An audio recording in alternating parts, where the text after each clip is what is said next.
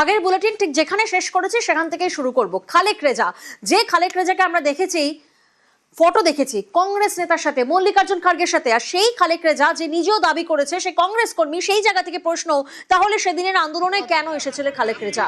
একাধিক প্রশ্ন সামনে আসছে। ধর্মতলার হামলার পুনর্নির্মাণ এবং সেই পুনর্নির্মাণে খালেক রেজাকেও আনা হয়েছে। সে নাকি ছাত্র, সে তো ছাত্র নয়, সে তো কংগ্রেস কর্মী।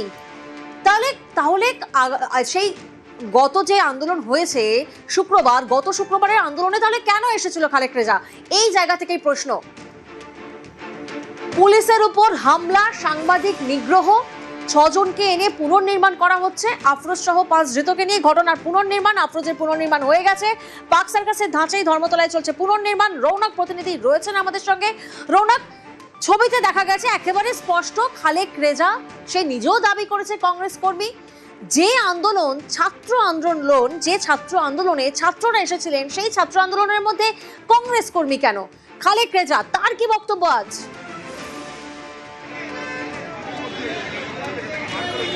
দেখো, তিনি স্পষ্ট আমাদেরকে জানালেন যে তিনি কংগ্রেস করতেন। মল্লিকার্জুন খার্গের সঙ্গে তার ছবি দেখা গেছে, আর তার বয়স প্রায় 40-এর কাছাকাছি। তিনি কোনো মতেই ছাত্র নয়, নিজেও সেটা স্বীকার করলেন। নিট পরীক্ষার সঙ্গে তার কোনো সম্পর্ক নেই, তিনি অভিভাবক হিসাবে এসেছিলেন। তাহলে অভিভাবক হিসাবে এসে কি মারধর করা, সাংবাদিক নিগ্রহ করা, ভাঙচুর করাই তার কাজ ছিল?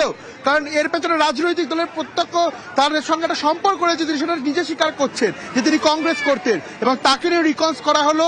তিনি মূলত ধর্মতলা থেকে টিপু সুলতান মসজিদের দিকে গেছিলেন তার জমায়েত নিয়ে, সেই জায়গায় যাওয়া হলো। এবং খালেক রেজার সঙ্গে তাদের অ্যাসোসিয়েট আলমগীর থেকে শুরু করে জোড়াসাগর আরো বেশ কয়েকজন রয়েছে, তাদেরকেও কিন্তু ইতিমধ্যে পুলিশের তরফে গ্রেফতার করা হয়েছে।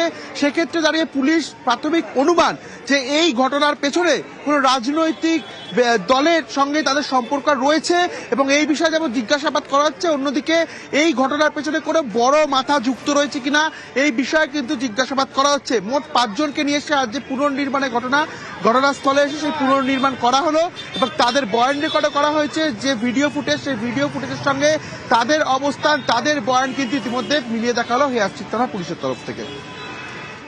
5 জনকে মোট নিয়ে আসা হয়েছে খালেক রেজা।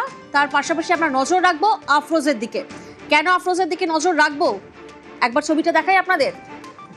সাংবাদিক নিগ্রহে পুনর্নির্মাণে আফরোজকে আনা হয়েছে। এই সেই আফরোজ যে সেই আন্দোলনে আমাদের প্রতিনিধি অমিত সরকারকে হেনস্থা করে, আমাদের ক্যামেরা পার্সন সঞ্জয় মণ্ডলকে হেনস্থা করে, ক্যামেরার উদ্দেশ্যে জল ছড়ে দেওয়া হয়।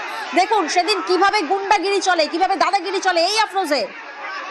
শুক্রবার গুন্ডামি, নিউজ 18 বাংলার প্রতিনিধিকে নিগ্রহ, অমিত সরকার, সঞ্জয় মণ্ডল, দেখুন মার্ক করে দেখানো হচ্ছে এই আফরোজকে। দুষ্কৃতী আফরোজ, তাকে নিয়ে আজ পুনর্নির্মাণ পুলিশে।